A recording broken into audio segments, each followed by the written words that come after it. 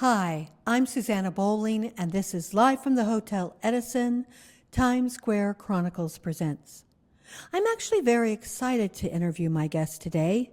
His name is Marti Cummings, and I did not know about them. They are so prolific in what they do. They've been a model. They've handled major brands. They fight for political rights for both LGBTQs and trans. They work for the Ali Forney Center, which is one of the most needed centers in New York. And now they have a residency at 54 Below, and they're doing a new show called Fright Night. We're with Marti Cummings. Great. Thank you so much for having me and for featuring the Ali Forney Center for Homeless LGBTQIA plus youth. I've been working with them for 15 years, and I currently serve on their board of directors. And right now, as we're seeing queer rights and trans rights rolled back and seeing kids experiencing homelessness, it's really important to have organizations like this. So thank you for highlighting that, and of course talking about I love what they do. They're incredible. And there's other amazing organizations out there doing the work. Trinity Place Shelter, Hedrick Martin Institute, home of the Harvey Milk High School, all great places and resources to help our queer kids here in New York City. And like you said, 54 Below, it's a monthly residency. It's the Big Broadway Drag Brunch. Our next one is January 26th. Each show features all live singing, drag artists, and 54 Below, is an iconic space to do this in. So I'm really excited to be able to bring that back. One of my son's favorite things to do is to go to drag brunches. Well, this one's a little bit different than your traditional drag brunch. How's it different? It's all live singing, primarily Broadway music or pop music that's arranged in a Broadway style. It's like a more elevated atmosphere and dining experience. They have an amazing chef there. The stage is beautiful. It's, been a place where the best of Broadway go to perform, and I just feel so lucky to be able to have our show there. Now, you're doing drag brunches, so you have a drag persona, correct? Mm-hmm, yeah. So who is the drag persona?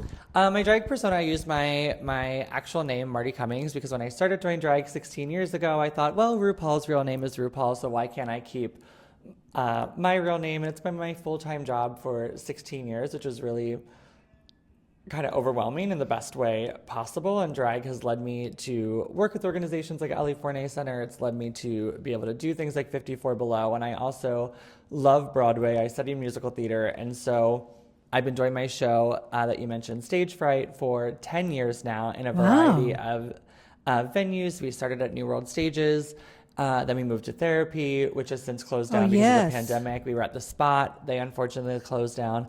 And now we're at Red Eye, which is owned by Samuel Benedict, Daniel Nardicchio, Taylor Schubert, great friends of mine. Daniel is well known for bringing Liza Minnelli and Carol Channing and Bernadette Peters and Patti LuPone, Jennifer Holliday out to Fire Island, which is really cool. So this is a really awesome space. I get to do the show.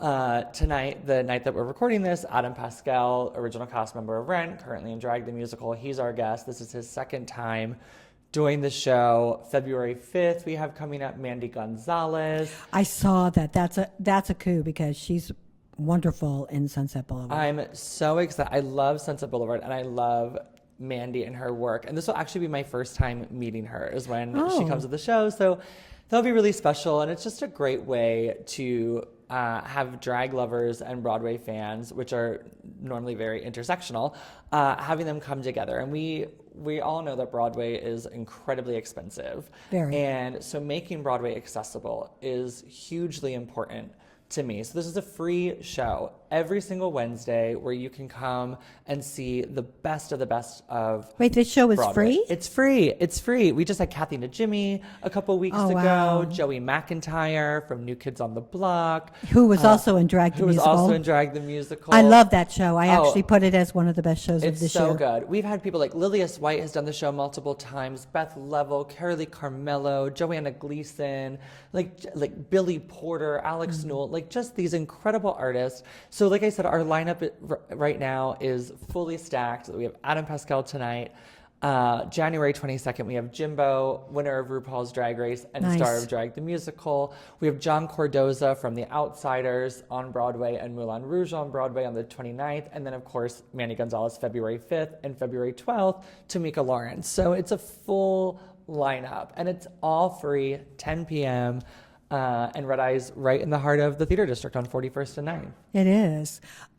If you were to have your dream 4 people on the show, who would they be? Rosie O'Donnell, because the show is modeled after the Rosie O'Donnell show, which I grew up watching, and that was my real big intro to Broadway when I got to see Heather Headley on the show and Alice Ripley, who Alice Ripley has done Stage Fright, I think 4 or 5 times now. Which Has is Heather awesome. Headley done it yet? No, I would love to have Heather Headley. My dream guest, I would love to have Rosie, Cynthia Erivo, who I love. I worked with her on a cruise gig years ago, but I would love to have Cynthia. I would love to have Liza Minnelli with Lorna Luft together. okay. I think that would be really cool. So we're going to count them as one. And then my other dream guest, I've had almost everybody I could imagine. Oh, Audra McDonald. I would love to have Audra McDonald. I just actually saw Heather Headley for the first time live, and that girl can sing the phone book. She's I incredible. think she's got the best voice I think I've ever heard. When she was in Color Purple, it was like witchcraft. She was so mesmerizing. The way she interprets a song and uses her full body Hands. to promote it. She's The very- hands. she's very Handography. hands. Yes, she's so brilliant. Yeah. Yeah, when she sang Somewhere Over the Rainbow, she did this thing with her hands that made bluebirds, and you would swear you were seeing the bluebirds. Oh, It was brilliant. Broadway diva, love it. If you could do a show, what kind of show would you want to do? Who would direct? Who would write the music? Like if I Has oh, it like an been original has it show. or has it been written yet? Well, I did a really fun show. I wrote a really fun show that I did at Joe's Pub several times called Drugs, Drag, and Divorce, which was really awesome. My friend Michael Lamassa helped me write it and direct it. Darnell White was our musical director. And it was all about my road to getting sober and doing drag and then getting divorced, the 3Ds. So that was really fun. But if I was to do a show, I would love to have, who would I want to write it?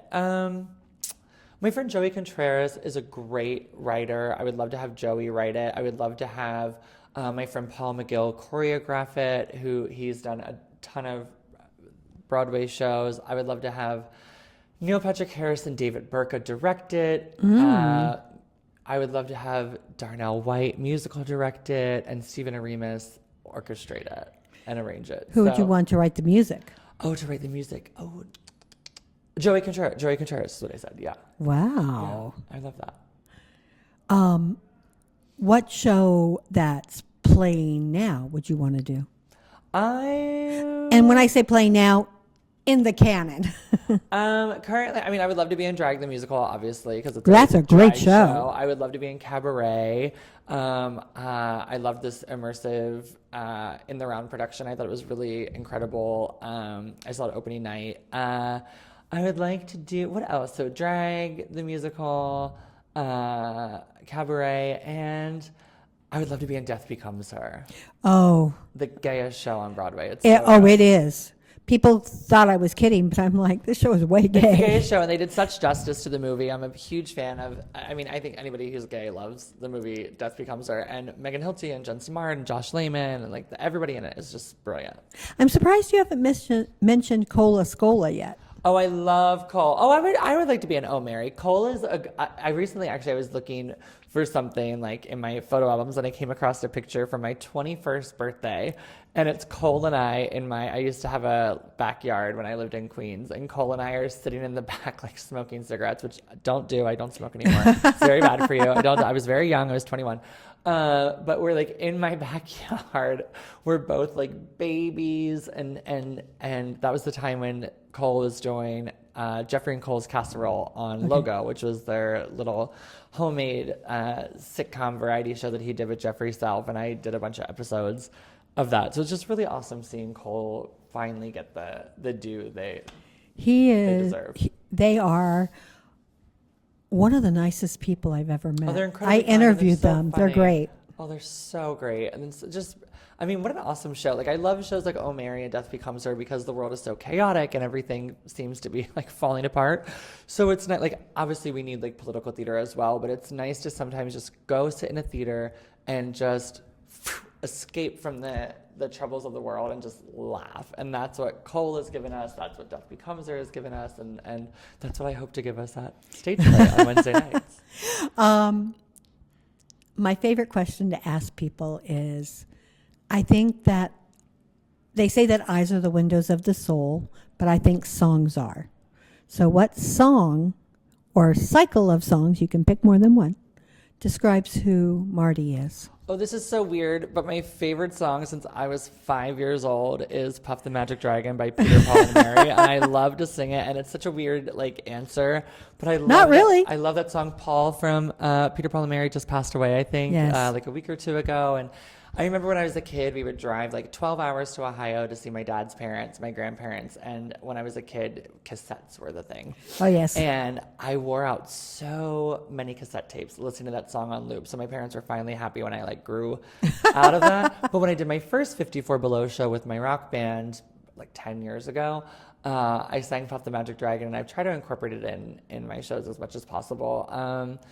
I just think it's such a beautiful song, and everybody thinks it's about drugs. I don't think it's about drugs. I think I don't think so. I think it's about lost innocence, and as we grow, we forget the purity of being a child, and I think it's important to hold on to that innocence in some way, especially as we're seeing all the chaos of the world, you know.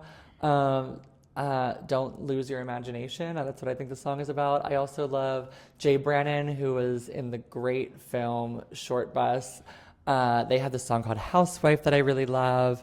And I just love singing that song so much. And they're not really theater songs, but I love them. They don't have to be theater songs. There is no writer. That's why that's why I like the question, because it should keep on changing. Because we're never the same people. Yeah. Second by second by second. Well, I've had the same one since I was 5. Oh, no. But Have you really? Puff the Magic Dragon. How did you get started, and lead me through how you got to be you, Like, started in drag, you mean? or whatever you think when you became? Well, you know, I think, you know, I moved to New York when I was 17. I did theater in high school, and, you know, since I was 5 years old at, like, the community theater in the little farm town without a stoplight that I'm from. And, and you know, I loved it. Like, I saw a production of Annie when I was, like, 5, and I went home and told my mom I wanted to be an orphan, and she's like, what? But, like, I was just so excited that, like, there was kids on stage singing, and so I got hooked, and I moved to New York when I was 17, and then I was like around 19 years old, I got cast in this off-Broadway show called Twist, and the character was this androgynous / drag character, and I fell in love with drag, and it just very accidentally became my career and took off from there, and I've been really, really lucky to get to take it all over the world. I just performed in Antarctica on a how fun. gay cruise, which was really cool. I'm going to Australia in May. I've been to Africa and Asia and all over Europe with drag, and it's just been such a joy. And of course, like I mentioned before, getting to bring my loves of theater and drag together with these amazing stars is really such a gift. So I really hope everybody comes to see Stage Fright, which is at Red Eye on 41st and 9th at 10 p.m. on Wednesdays. Of all the gigs that you've done, which has been the one that's the most memorable? Stage Fright. Every part of Stage Fright has been incredible. Like we've, you know, I had Anne Ranking like 6 months before she passed away. fabulous. Like that's brilliant, right? And that's why this show is so amazing, because you're getting to see these people up close. Most of the people in the audience will get to meet them or get a picture with them after. People bring their playbills and their albums to get signed, and it's really intimate. Like we can fit like maybe 100 people in the venue. So it's a really intimate close-up look with these performers. We do a game with them, we interview them, they sing a song, sometimes more than one, and it's all free, which is Do you film amazing. We have clips of it online, but we really want people to be there and experience it. You know, don't be on your phone, just watch it. Like just Yes. experience the joy of it. But considering like you had Anne Ranking, Yeah, but there's of course videos of But- things like that online. Like we'll take clips of them singing and clips of the interview. No, I'm and not post saying those online. clips. Do you like keep archives of it, of the whole show? I have all the episodes. Yeah, I do. But we release clips. Okay. Yeah. What haven't I asked you that you would like us to know? I think that covers it. Just come to 54 Below. The next one is January 26th. It's at 1 p.m. Tickets are available on 54 That's the Below's drag website. brunch. That's Drag Brunch. And of course, our free show every Wednesday at Red Eye. Come see our guests. Remember, we have Jimbo, John Cardoza, Mandy Gonzalez, Tamika Lawrence, all coming up every Wednesday, 10 p.m. Yeah, I just hope everybody comes. I am so grateful to my guest, Marti Cummings, and for coming here and telling us all about them and who they are. I'd like to thank Magda Katz for filming us and always making us look good.